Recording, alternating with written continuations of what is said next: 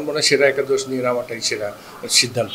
সোহানের সুযোগ অবশ্যই আমরা দেখছি যে সোহানকে যদি চিন্তা ভাবনা করে যে সিলেকশন প্যানেল টিম ম্যানেজমেন্ট যে 6-7-এর মধ্যে ব্যাটিং করাবে, মিরাজের অপশনটা ওপেন আছে। আমার মতে এখানে যদি আমরা একটা মেজর ইভেন্টে আমরা খেলতে যাচ্ছি এশিয়া কাপে, ওই জায়গায় এই জায়গায় আমি থাকলে আমি কোনো এক্সপেরিমেন্ট করতাম না, কারণ আমি এখন থেকে প্রিপারেশন নিয়ে নিতাম যে এশিয়া কাপ তারপর বিশ্বকাপ, এর মাঝে যদি কোনো কারো পারফরমেন্সের যদি এদিক ওদিক হয়, কারণ সবসময় একটা মাথায় রাখতে হবে 18 জনের পুল দরকার একটা বিশ্বকাপ পর্যন্ত, কারণ 6 মাসের একটা সময় আছে।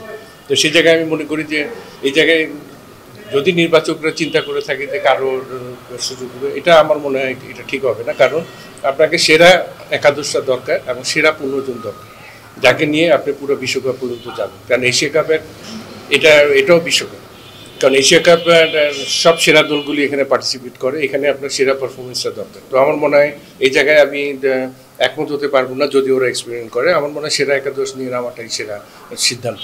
আপনার টি-20 ক্রিকেটে অলরাউন্ডারের আধিক্য দরকার দল, কারণ এটা এমন একটা খেলা, একটা মোমেন্টাম দরকার, এবং এই জায়গায় কিন্তু অলরাউন্ডার হলে একটা প্লাস পয়েন্ট হয় এই জায়গাটায়। তারপরে আপনাকে সেরা 6টা ব্যাটসম্যান আপনাকে দরকার ফ্রন্ট লাইনে, 1, 2, 3, 4, 5, 6। তো এই জায়গাটায় আমার মনে হয় কোনো এক্সপিরিয়েন্স হয় না, সেরা যারা এক্সপিরিয়েন্স আছে এদেরকে নিয়ে আগাতে হয়।